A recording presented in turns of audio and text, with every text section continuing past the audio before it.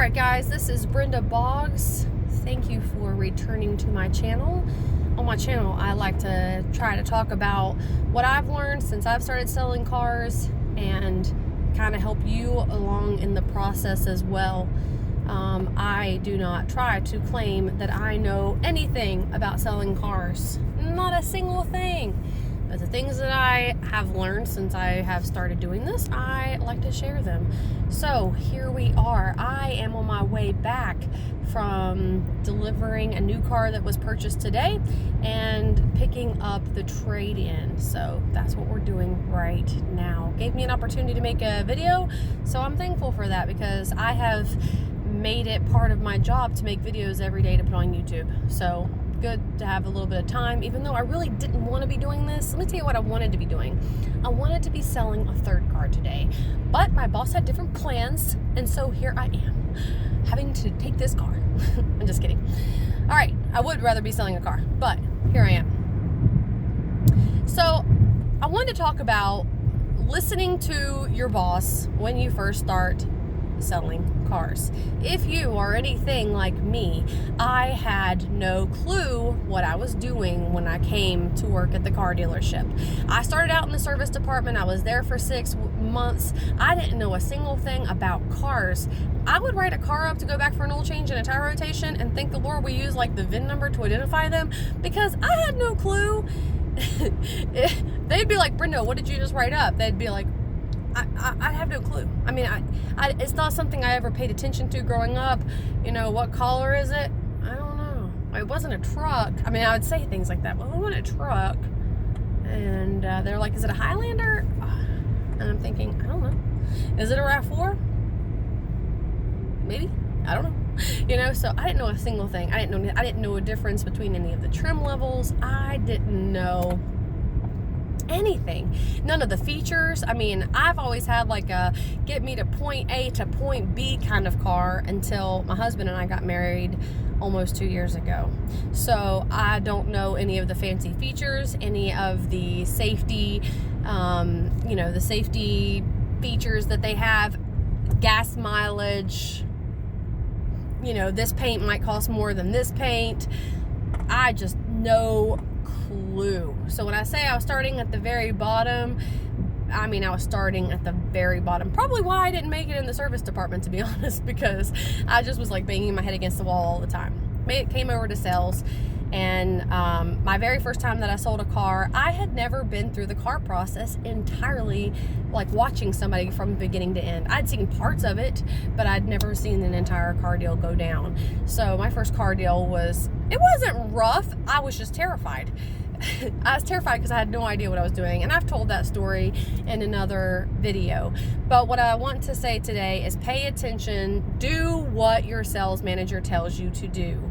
Sales managers become sales managers not based on their looks, but based on that they have been selling cars for some period of time and they're pretty good at it, and they must be able to close deals. So you start selling cars, you think you know a little bit of something about something, or you may realize that you don't know anything about anything, but you think that I can't say that to my customer. You know, you go in and you tell your manager, you know, where your customer's at, how much they want to spend, where they want to be on their monthly payment, and you don't understand the structure. You don't know how much a payment for a $15,000 car or a $45,000 car should be. You have no clue. So whenever they tell you to go out and tell your customer XYZ, it might make you sick to your stomach because you're just like, why would I say that? That doesn't make any sense. But your managers have done this thousands of times. They've been through this same circumstance over and over and over again. They know what the customer's thinking. They know how the story ends. So really, in the beginning, if you want to be successful at selling cars, you just obey blindly. If your manager says, go out there and tell your customer this, then you go out there, you look your customer straight in the eye, and you try not to look scared, and you say X, Y, and Z, just the way that they said it. You don't put it into your own words. You just say what the manager said to say. And you know what will happen?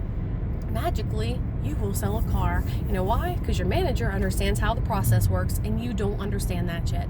So you do exactly what they say and how they say to do it. Now, think about the turnover. If you've been at your job any length of time, there's probably been a turnover already. Your managers are not going to teach you every single thing, because guess what? Car salesmen, I find, are kind of like waitresses. They come and they go. And your manager has no clue if you're going to make it a week, or if you're going to make it a month, or if you've got like a little bit of zip in you in the beginning, but you're going to fall off here in a month. Are you worth their time? Well, I think that really the answer is no, they don't think you're worth the time. If they see that you can kind of take the heat for a little while, yeah, they're going to start teaching you stuff, but in the beginning they don't. And so you're just trying to figure out if you can just hang in this job long enough to figure out what the puzzle pieces are and put them together and figure out how do I get from here to where I need to be next, and just constantly asking questions and observing and try to remember the way that you did it the last time. It takes a long time. If you do not speak car language, going into the car business is confusing. You know, your managers are talking and you're listening and you're trying to comprehend what it is that they're saying to you, but you really don't have a clue. That's where I was. And I was there for a long time, but I did what my managers told me to do. I went out, said what they told me to say, and guess what? They're right. They're right, because they do this thousands of times a year. It's crazy. So, do what they say to do in the beginning. And there was something else that I was about to say,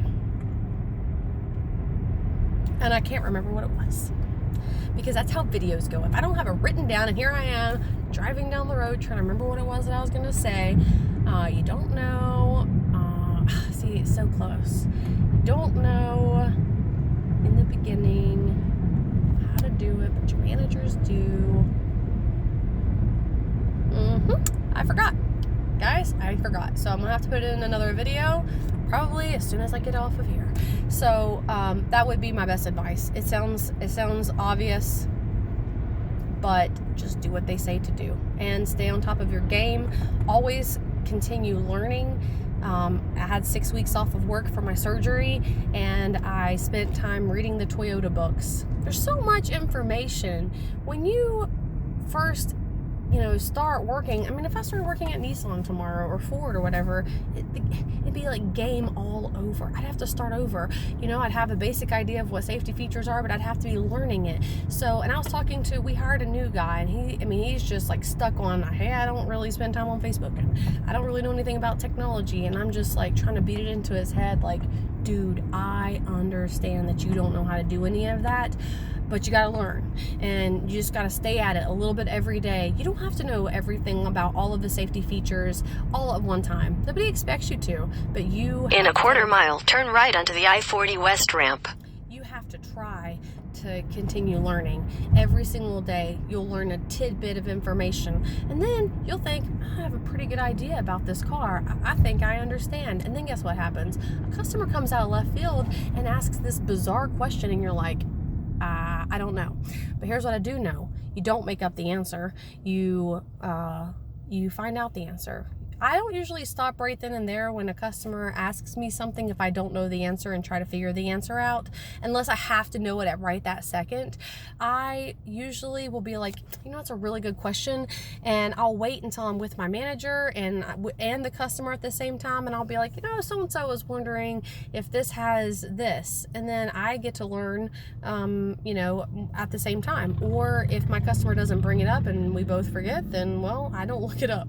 But sometimes if a customer asks a question and you can kind of throw a hiccup into the flow of getting on to the next point. If it's like, if the customer is acting like, turn right onto the I-40 West ramp, is a really big deal, like I've got to know this to move on to the next step, then yeah, obviously at that point you're going to...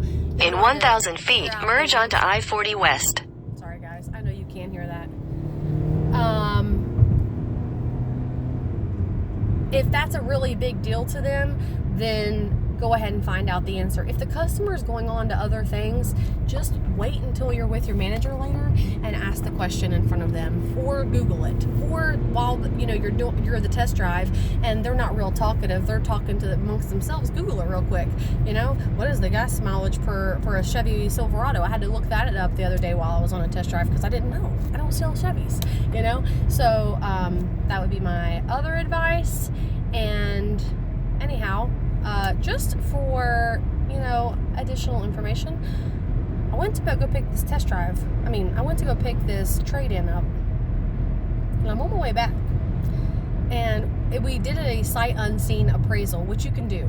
And let me tell you how you do that. If you can get the customer's driver's license, they can send a picture to you of their license. You just need their license. You take it to finance, and finance can do a CVR, and that will tell you all of the vehicles that are listed under their name, and then you can get the VIN number and take that to your manager, and your manager can do a sight unseen trade value on the vehicle, find out how many miles are on the vehicle, ask some questions. In the beginning I was afraid to ask questions like this, and I don't know why. Looking back now, I don't know why the things that scared me to say to my customers, but it made me feel like a little bit sick, I don't know why. But anyhow, you hear that? That is the steering wheel of this trade-in. I think these people might have really pulled one over on us, I'm not gonna lie. So you get that information, you try to ask questions like, and I did. I asked all the questions for these people. I asked things like, there's a trade appraisal sheet, and it's questions like, how many owners has the vehicle had? Do you feel that? That is the steering wheel. Am I gonna make it back to the dealership? We don't know. How many owners has it has? How many set of keys? Is there an extended warranty on the vehicle? Has the vehicle had any accidents that you're aware of? All that kind of stuff.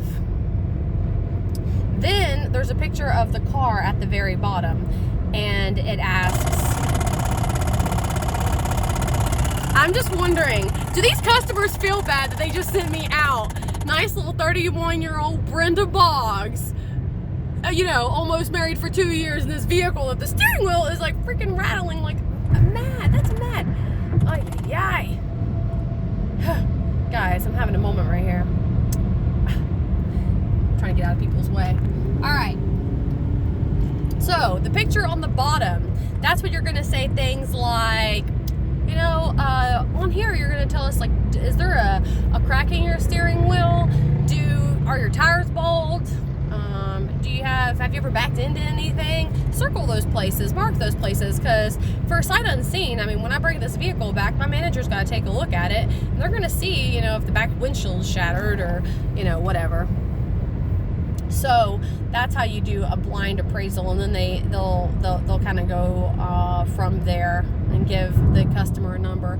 That's beneficial because customers sometimes think that their vehicles are worth so much money. They don't have a clue, and it's not their fault. They just really don't have a clue. They don't understand how the process works. They think that their car should be worth $10,000, and it's worth like $4,000, and that's a real shock for them. That it's not worth that much money. So if you're talking to a customer, let's say you met somebody on a Saturday, you're calling them and messaging them on Monday, and going over the vehicle that y'all had talked about when you were together, then you can be like, do you have a trade? And if you weren't able to appraise it on Saturday for whatever reason, maybe because they pretty much blew you off because they weren't ready to get down to business, that's something that you want to work on Monday, and then find out do they have a trade-in, and find out the value of the vehicle, and then go ahead and work numbers on the vehicle that that they were there looking at. You kind of have an idea, so then you can get numbers in front of them. Some people are really good with numbers, and some people aren't good with numbers. So getting those numbers in front of them, going ahead and taking a picture of it. Don't force them to come in. I don't know if that's the right thing to tell you, but don't force them to come in. If it's hard to get them in the dealership, just go ahead and take a picture of the deal and send it to them and be like, listen, for this many months we can do this price, and see if you can work the deal over the phone. Go ahead and get a $500 deposit down on the vehicle and get them planning on coming in there. That's the way that I do it. Yeah. You hear that? That's the steering wheel. Alright guys, me and this rickety car are on our way back. I'm gonna go now because I'm having a hard time thinking. Have a great